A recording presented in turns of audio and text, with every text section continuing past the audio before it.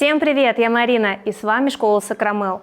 Согласитесь, не все ногти будут смотреться красиво, если их просто покрыть гель-лаком. Как исправить трапециевидные, широкие ногти, смотрите в этом видео. Поехали! Итак, какие же это широкие ногти? Те, у которых ширина превышает длину ногтевого ложа. Для измерения можно использовать измеритель, циркуль, линейку, бумажку от формы или просто прикинуть на глаз. Если ногтевая пластина шире, значит она априори широкая. В нашем случае ногтевая пластина еще и расклешается к свободному краю. И данная форма, которая есть у модели, овал, смотрится не так выигрышно. Для того, чтобы скорректировать трапециевидную ногтевую пластину, лучше выполнять форму на заужение. Поскольку длина ногтей не позволяет сделать этого, мы будем выполнять наращивание. У меня сегодня очень креативная модель, она разносторонняя личность, и танцует, и занимается музыкой, а именно играет на барабанах, поэтому мы сделаем что-нибудь интересненькое для нее. А пока что подготавливаем ногти к маникюру, шлифуем поверхность. Предварительно я раскрыла подкутикульный карман апельсиновой палочкой, для того, чтобы легче проходила обработка. Видим, что кутикула тонкая и влажная, поэтому для ее подсушивания используем специальный тальк. Обработку решила выполнять насадкой конус с красной насечкой. Видим, что кутикула рваная, много заусенец, и такая насадка хорошо их может подшлифовать. Но поскольку носик тупой, он недостаточно хорошо прочищает синусные повороты вот именно на данной модели. Вообще эта насадка очень хорошая, она мне нравится, часто ее использую, но в данном случае она не совсем подходит. Поэтому я приняла решение все-таки сменить эту насадку на стандартное пламя с диаметром 0,21 для того, чтобы хорошенечко проработать синусные повороты и сделать глубокий маникюр. К тому же его тут давно не выполняли, тереги имеется на ногтевой пластине, и как раз для того, чтобы его зачистить, будем использовать такую насадку. Кутикула уже гораздо лучше приподнимается, и синусные повороты становятся чистыми, а это ведь самый главный залог хорошей сцепки в зоне кутикулы во избежание отслоек. Это чистый маникюр, и чтобы пленочка с ногтевой пластины была убрана.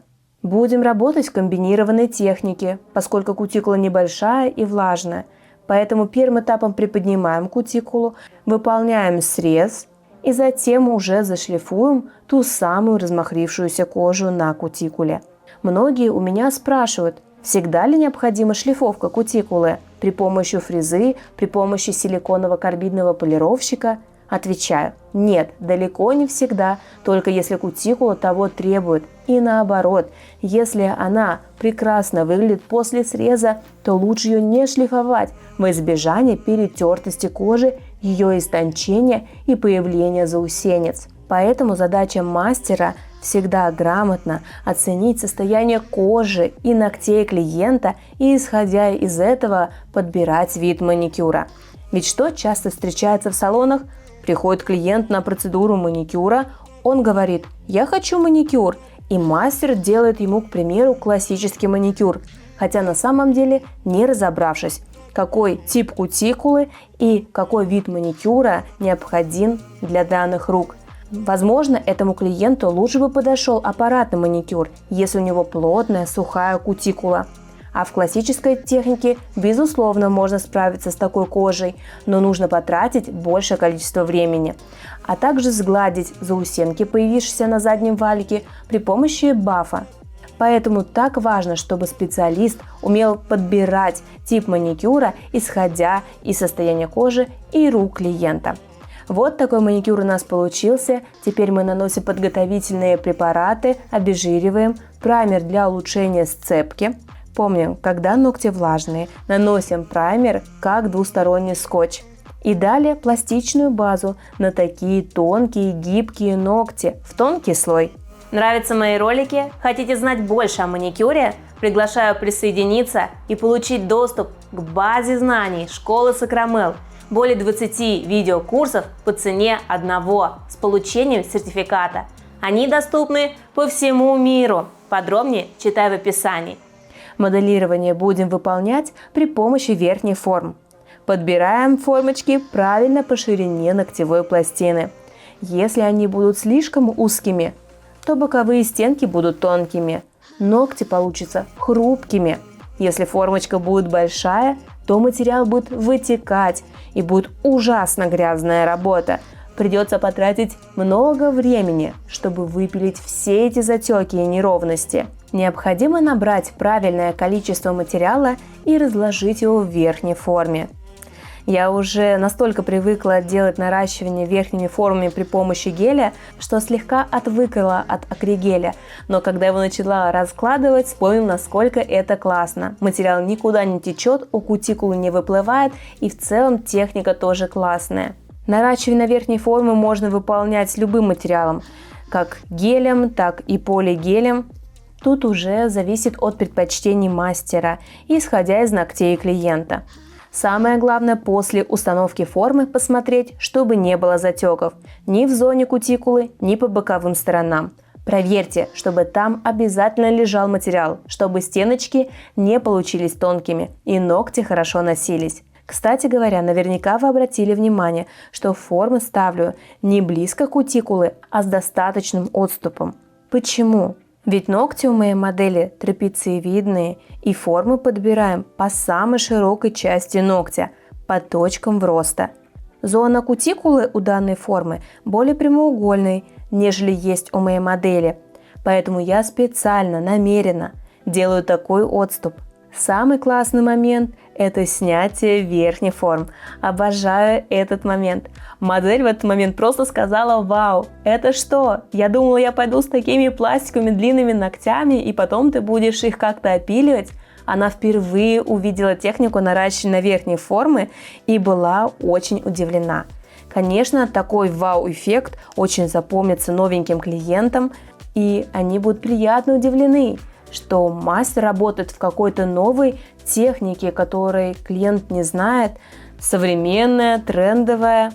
Поэтому я всегда за то, чтобы мастера обучались, узнавали что-то новое, тренды в ногтевой индустрии, ведь все постоянно изменяется и не стоит на месте.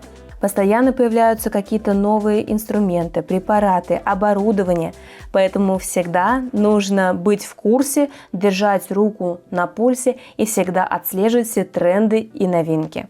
А такие тренды и новинки, конечно, в первую очередь мы можем увидеть на профильных мероприятиях. Кстати, недавно было такое большое мероприятие от нашей школы, которое называется Nail Блеск. Собралось более 250 гостей, чему я несказанно рада. Была потрясающая атмосфера этого мероприятия, где мы вместе с участниками учились, отдыхали, пели песни, проводили медитацию, общались друг с другом. Также у нас был фуршет, кушали, фотографировались. В общем, было очень полезно и весело.